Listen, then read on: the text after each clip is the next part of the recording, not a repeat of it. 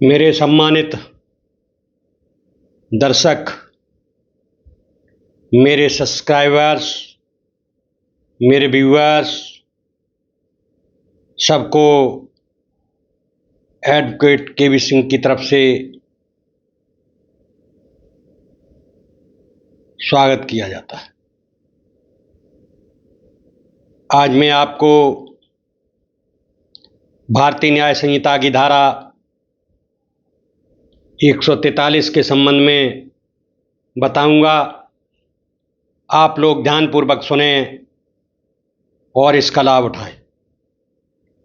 BNS की धारा 143 भारतीय न्याय संहिता में मानव तस्करी को परिभाषित करती है, जो आईपीसी की धारा 370 को प्रतिस्थापित करती है। मुख्य अंतर दंड की कठोरता, स्पष्टीकरणों की विस्तृतता और कुछ परिस्थितियों में बढ़ी हुई सजाओं में है। मुख्य अंतर: दोनों धाराएं शोषण उद्देश्य से भर्ती, परिवहन आदि को तस्करी मानती हैं, लेकिन बीएनएसएस में शोषण का स्पष्टीकरण अधिक विस्तृत, यौन शोषण, गुलामी, भिक्षावृत्ति, अंग हटाना और पीड़ित की सहमति को अप्रासंगिक घोषित किया गया है। दंड: आईपीसी की धारा 370 में सामान्य तस्करी के लिए 10 वर्ष तक कारावास था, जबकि बीएनएस की धारा 143(2) में न्यूनतम 7 वर्ष से 10 वर्ष तक कठोर कारावास। एक से अधिक पीड़ितों या बच्चों के बीएनएस में 10 वर्ष से आजीवन कारावास। विशेषता: सामान्य तस्करी आईपीसी की धारा 370 10 वर्ष तक की सजा और जुर्माना। बीएनएस में है धारा 143 7 से 10 वर्ष तक सजा व जुर्माना।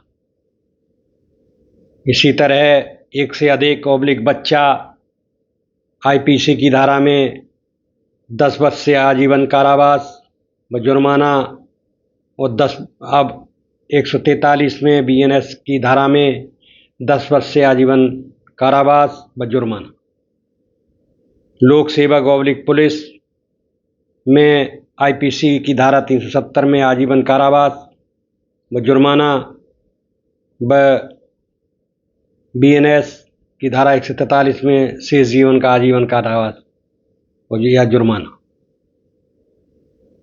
अब जमानत संज्ञेय: आईपीसी की धारा में गैर जमानती संज्ञेय और 143 में भी गैर जमानती संज्ञेय। बीएनएस आईपीसी से कठोर और स्पष्ट है, विशेषकर बच्चों और अधिकारियों के मामलों में।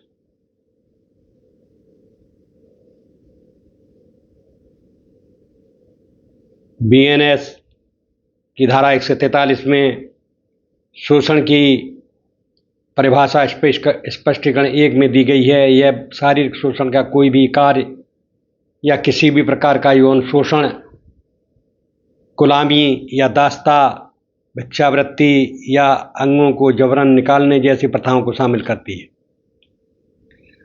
विस्तृत स्पष्टीकरण: शारीरिक शोषण, जबरन श्रम या सेवा कराना जैसे बंधुआ मजदूरी। नंबर 2, यौन शोषण, किसी भी रूप में यौन उपयोग जैसे वेश्यावृत्ति में ढकेलना। नंबर 3, गुलामी या दास्ता, व्यक्ति को संपत्ति की तरह बेचना या रखना। नंबर 4, भिक्षावृत्ति, जबरन भिक्षा मंगाना। नंबर 5, अंग निकालना, अवैध अंग प्रत्यारोपण के लिए जबरन अंग हटाना। यह परिभाषा आईपीसी 370 से अधिक विस्तृत है और पीड़ित की सहमति को अप्रासंगिक मानती है। स्पष्टीकरण 2: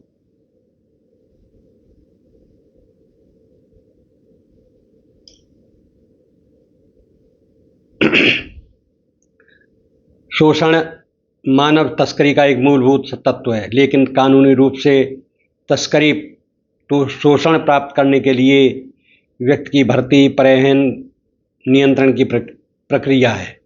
भारतीय न्याय संहिता की धारा 143 में शोषण को यौन शोषण, गुलामी, भिक्षावृत्ति या जबरन अंग निकालने के रूप में परिभाषित किया गया है, जबकि तस्करी इसका साधन है।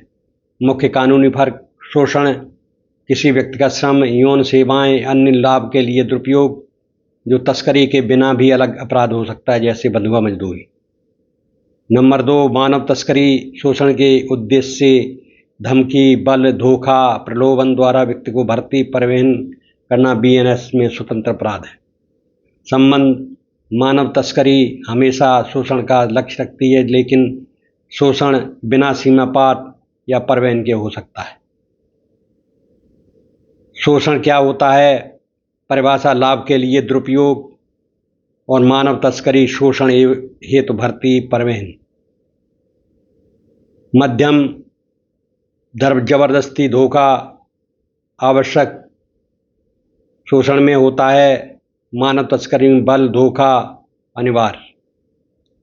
बीएनएस की धारा विभिन्न, जैसे 143 में इसी प्रकार 143 मानव तस्करी। उदाहरण: जबरन श्रम, वेश्यावृत्ति हेतु परिवहन, ये 143 धारा में। पीड़ित की सहमति दोनों में अप्रासंगिक है। पीड़ित अगर सहमति भी देता है तो भी वह मान्य नहीं हो। मानव तस्करी के अब मैं आपको कानूनी तत्व बताता हूँ। भारतीय न्याय संहिता में धारा 143 में 3 मुख्य भाग, क्रिया, साधन, उद्देश्य में विभाजित। ये तत्व साबित होने पर अपराध स्थापित होता है।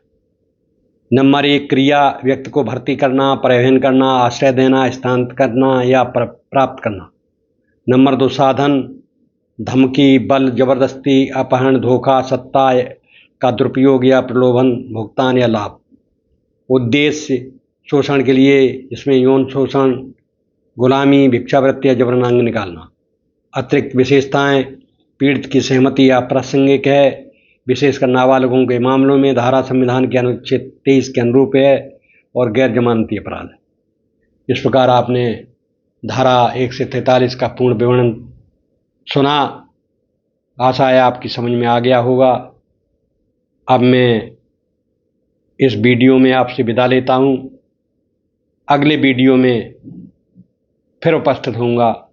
तब तक के लिए धन्यवाद।